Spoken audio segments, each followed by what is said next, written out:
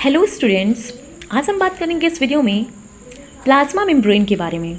तो आइए बात करते हैं कि प्लाज्मा मेम्ब्रेन के बारे में हम इस वीडियो में क्या क्या चीज़ें पढ़ने वाले हैं। तो firstly we talk about plasma membrane के बारे में, इसके स्ट्रक्चर के बारे में और इसके फंक्शन के बारे में हम तीन चीज़ें इस वीडियो में पढ़ने वाले हैं। तो firstly we talk about what is plasma membrane. ठीक है, प्लाज्मा मेम्ब्रेन क्या है? An outermost envelope-like membrane or structure which is surrounded the cell and its organelle is called plasma membrane। ठीक है, ये क्या होता है? एक envelope-like structure होता है, ठीक है, या फिर membrane होता है जो कि बहुत सारे ऑर्गेनल से, ठीक है, इसके अंदर ऑर्गेनल्स प्रेजेंट होते हैं। ये सारे ऑर्गेनल्स को कवर किए रहता है, ठीक है, surrounding of the cell walls which is called plasma membrane. ठीक है, ये प्लाज्मा मेम्ब्रेन कहलाता है। इसके अंदर बहुत सारे ऑर्गेनल्स प्रेजेंट होते हैं। ये सेल का सबसे आउटर लेयर होता है। आउटर लेयर नहीं होता है, इसके ऊपर एक और लेयर होता है जिसको बोलते हैं सेल वॉल, उसके अंदर ये होता है।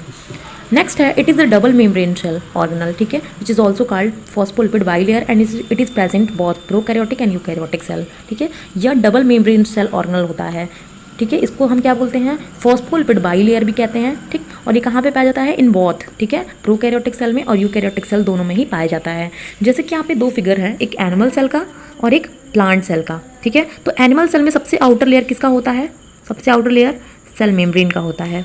और प्लांट सेल में क्या है कि सबसे आउटर लेयर जो होता है वो हमारा सेल वॉल होता है और देन उसकी अंदर की लेयर जो होती है वो होती है सेल मेम्ब्रेन। ठीक है, इसमें दो लेयर होता है, तो ये सेकेंड लेयर पे आता है। ठीक है, सेल मेम्ब्रेन प्लांट सेल के अंदर।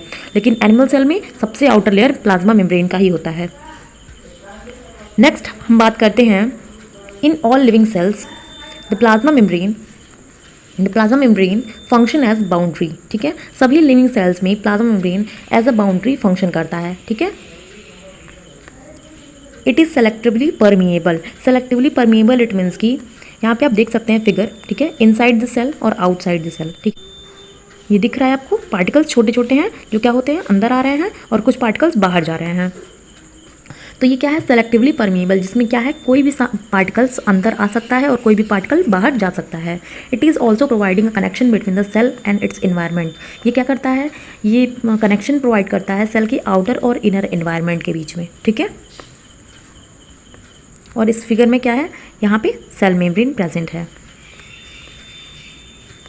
नेक्स्ट हम बात करते हैं स्ट्रक्चर ऑफ प्लाज्मा मेम्ब्रेन की, कि प्लाज्मा मेम्ब्रेन का स्ट्रक्चर कैसा होता है। तो a plasma membrane is mainly composed of carbohydrates, phospholipid, protein and conjugated molecules. ठीक है, ये कार्बोहाइड्रेट से, फॉस्फोलिपिड से, प्रोटीन से एंड कंजुगेटेड मॉलिक्यूल से मिलकर बना हुआ होता है। And it is about 5 and 8 nanometre in thickness. ठीक है, ये क्या होता है? 5 से 8 नैनोमीटर इसकी थिकनेस होती है प्लाज्मा मेम्ब्रेन की। It is composed of following constituents. पहला है phospholipid. It is the major component of the cell membrane. ठीक है, ये बहुत ही ज़्यादा मेजर कंपोनेंट, बहुत ही ज़्यादा जरूरी कंपोनेंट होता है सेल मेम्ब्रेन पे।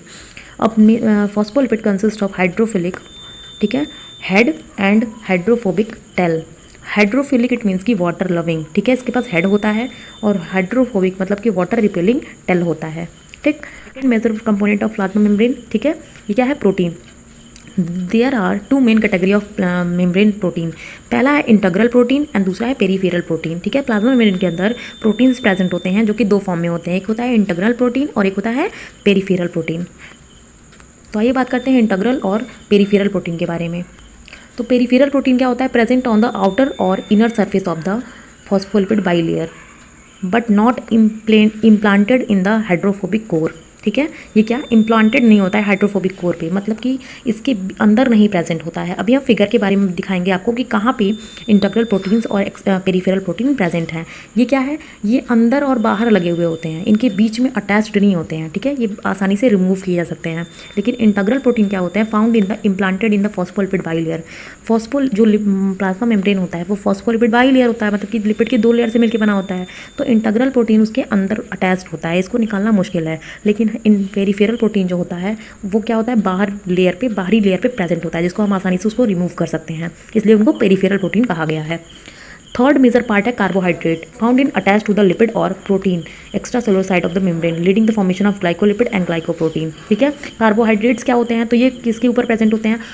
ठीक है, अटैच टू द लिपिड्स और प्रोटीन। ये क्या करते हैं, प्लाज्मा मेम्ब्रेन के लेयर के ऊपर जो लिपिड बाई लेयर होता है, या तो अगर लिपिड के ऊपर प्रेजेंट है तो उनको बोलते हैं ग्लाइकोलिपिड, अगर प्रोटीन के ऊपर प्रेजेंट है तो इनको बोलते हैं ग्लाइकोप्रोटीन। ठीक है, और कौन अटैच्ड होगा, तो कार्बोहाइड्रेट्स उसके ऊपर अटैच्ड होंगे, तभी उनको बोलेंगे हम। ठीक है, ग्लाइकोलिपिड और glycoprotein.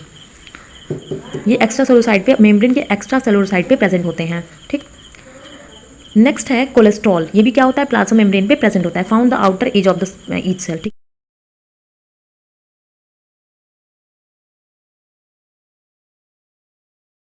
Protect the cell from the external environment. External environment से ये प्लाज्मा मेम्ब्रेन को प्रोटेक्ट करता है, इसका ये काम होता है प्रोटेक्शन का।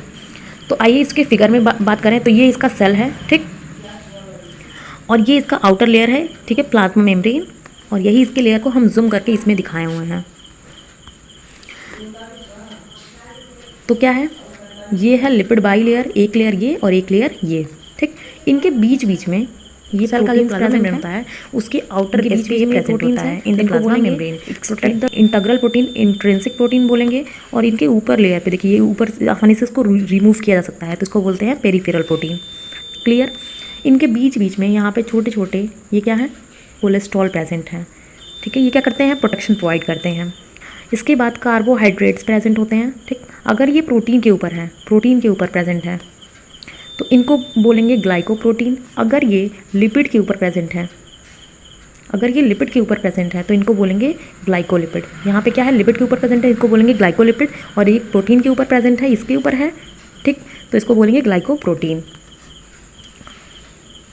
अब बात करते हैं प्लाज्मा मेम्ब्रेन के फंक्शन के बारे में। तो plasma membrane function as a physical barrier between the external environment and inner cell organelles. ठीक है, ये क्या करता है, फिजिकल बैरियर का काम करता है। ठीक है, ये क्या करता है, एक्सटर्नल एनवायरनमेंट को और अंदर जो सेल ऑर्गेनल्स प्रेजेंट है इनके एनवायरनमेंट को अलग करता है। The plasma membrane is selectively permeable membrane which permits movement of only certain molecules. Plasma membrane is selectively permeable membrane which permits the movement of certain molecules both in and out of the cells। ठीक है, ये selectively permeable होते हैं। ठीक, मतलब कि ये permit करता है movements of the certain molecules, कुछ ही मॉलिक्यूल्स को क्या करता है, ये इधर उधर अंदर और बाहर करवा सकता है। ठीक है, सेल के अंदर इन एंड आउट, ठीक है, ऑफ द सेल, सेल के अंदर और बाहर, ठीक है, मॉलिक्यूल्स को, सर्टेन मॉलिक्यूल्स को मूवमेंट करा सकता है। The plasma membrane play an important role in the both endocytosis और एक्सोसाइटोसिस। अगर कोई भी चीज़, कोई भी मॉलिक्यूल अंदर आ रहा है सेल के तो उसको बोलते हैं एंडोसाइटोसिस, और अगर सेल के बाहर जा रहा है तो उसको बोलते हैं एक्सोसाइटोसिस प्रोसेस। ये प्ले करता है इंपॉर्टेंट रोल। ठीक है, प्लाज्मा मेम्ब्रेन एक्सोसाइटोसिस और एंडोसाइटोसिस को क्या करता है, इंपॉर्टेंट रोल प्ले करवाता है। The plasma membrane is also function as facilitate communication and the signalling between the sales.